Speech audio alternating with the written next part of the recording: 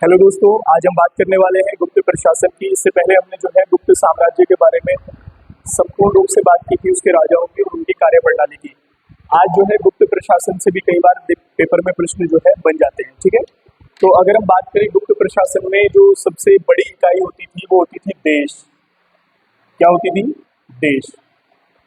गुप्त प्रशासन की सबसे बड़ी इकाई जो होती थी वो देश होती थी। ठीक है, देश के बाद आप जो है प्रांत याद रखेंगे। देश के बाद जो है क्या आते थे? प्रांत आते थे, जैसे हमने मौर्य साम्राज्य में पढ़ा था। लेकिन यहाँ पर प्रांतों के लिए जो है भुक्ति शब्द का प्रयोग किया गया है।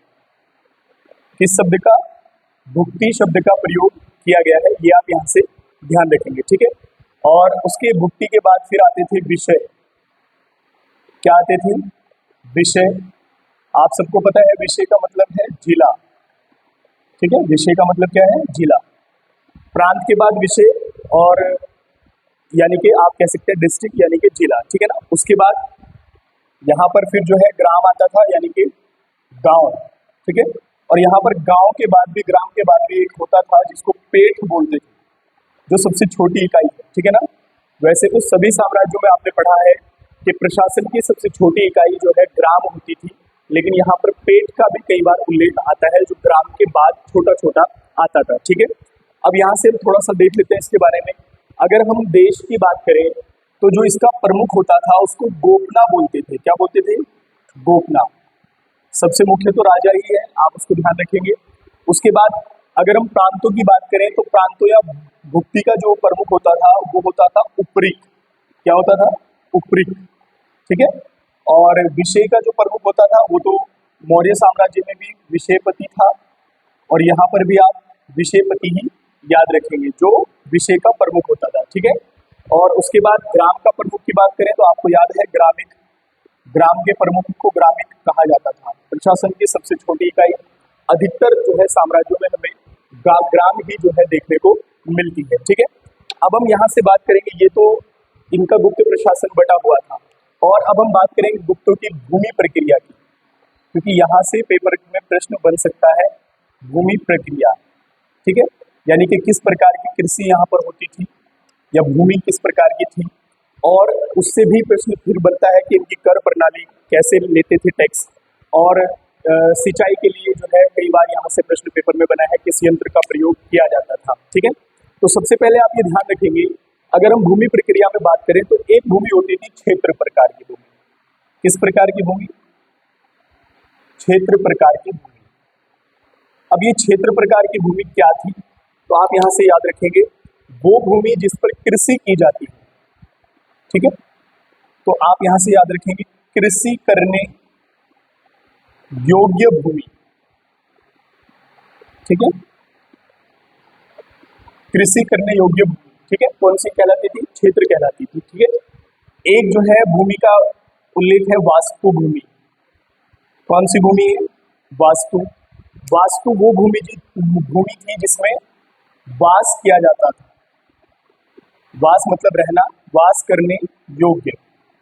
उस भूमि को क्या बोलते थे गुप्त प्रशासन में? वास्तु भूमि कहा जाता था। ठीक है, उसके बाद अगले नंबर पर आती थी सिल भूमि। कौन सी भूमि? सिल। ठीक है, सिल किस प्रकार की भूमि थी गुप्त साम्राज्य में? तो आप याद रखेंगे जो कृषि ना करने योग्य, यानी कि जिसमें कृषि ना होती हो, उस भूमि को गुप्त प्रशासन में बोलते थे सिल। ठीक है, उसके बाद नेक्स्ट आप याद रखेंगे, कई बार ये पेपर में बन सकता है, इसको स्टार बनाकर याद रखेंगे, अप्रहत। यानी कि आपसे पूछ सकता है गुप्त प्रशासन में अप्रहत किस प्रकार की भूमि हुआ करती थी? तो आप यहां से याद रखेंगे ये थी आपकी जंगली भूमि। कैसी भूमि? जंगली भूमि को जो है अप्रहत भूमि कहा जाता था। ठीक है, उसके बाद भूमि प्रक्रिया में आप याद रखेंगे सिंचाई हेतु। ये पेपर में आया है, इसको स्टार बनाकर आप याद रखेंगे या नोट कर लेंगे। ठीक है, अगर हम बात करें सिंचाई हेतु तो आप यहां से याद रखेंगे दो यंत्र ऐसे थे जिनको सिंचाई के लिए प्रयोग किया जाता था। ठीक है, एक है रहट और दूसरा है घंटी। ये आप याद रखेंगे यंत्र। रहट और घंटी यंत्र का प्रयोग जो है वो सिंचाई के लिए किया जाता था। गुप्त प्रशासन में, ठीक है। उसके बाद अगर हम बात करें इनके भू राजस्व की, इसकी भू राजस्व, ठीक है। तो भू राजस्व में आप याद रखेंगे ये उपज का 1/4 से 1/6 तक जो है कर के रूप में लेती थी, ठीक है। तो आप यहां से याद रखेंगे उपज का 1/4 से 1/6 तक जो है लिया जाता था, ठीक है। यहां से आप याद रखेंगे 1/4 से कुल उपज का 1/6 तक, और सिंचाई हेतु रहट एवं घंटी यंत्र का प्रयोग किया जाता था। और कृषि भूमि मैंने आपको बताई किस प्रकार की जो है उस समय कृषि भूमि हुआ करती थी, ठीक है। उसके बाद अगर हम बात करें, एक प्रश्न इसके पुलिस विभाग से भी बनता है, जो आप यहां से याद रखेंगे, ठीक है। किससे? पुलिस विभाग, वो शब्दावली से प्रश्न पेपर में आ जाता है, ठीक है। अगर हम पुलिस विभाग की बात करें तो पुलिस विभाग में दो बातें आपने याद रखनी है। एक तो पुलिस विभाग के कर्मचारी, क्या याद रखना है? पुलिस विभाग के कर्मचारी, ठीक है ना। और या फिर आपको कह सकते हैं जो पुलिस विभाग का मुख्य अधिकारी होता था, ठीक है। देखो, पुलिस विभाग के कर्मचारियों के लिए जिस शब्द का प्रयोग किया गया है, तो इसमें वो जो है चाट भाट अधिकारियों का प्रयोग किया गया है। किस शब्द का? पुलिस विभाग के अधिकारियों को जो है क्या बोलते थे? चाट भाट बोलते थे, ठीक है। उसके बाद अगर हम बात करें पुलिस विभाग के जो मुख्य अधिकारी होता था, उसको कहा जाता था दंड पाशिक। ये आप कहीं कहीं पर ये ध्यान रखना, जो दंड देने वाला होता था उसको दंड पाशिक के रूप में जानते थे, ठीक है। हमने प्रशासन की बात की किस प्रकार से बटा हुआ है। उसके बाद भूमि प्रक्रिया, उसके बाद सिंचाई हेतु रहट एवं घंटी यंत्र का प्रयोग, भू राजस्व उपज का 1/4 से 1/6 तक लेते थे ये, और पुलिस विभाग कर्मचारियों को चाट बाट बोलते थे, और मुख्य अधिकारी इसका दंड पाशिक कहलाता था, ठीक है। एक प्रश्न यहाँ से और बन जाता है जो पेपर में एक बार बन भी गया था। आपने जो है अजंता की गुफाओं के बारे में सुना होगा। अगर हम बात करें अजंता गुफाओं की,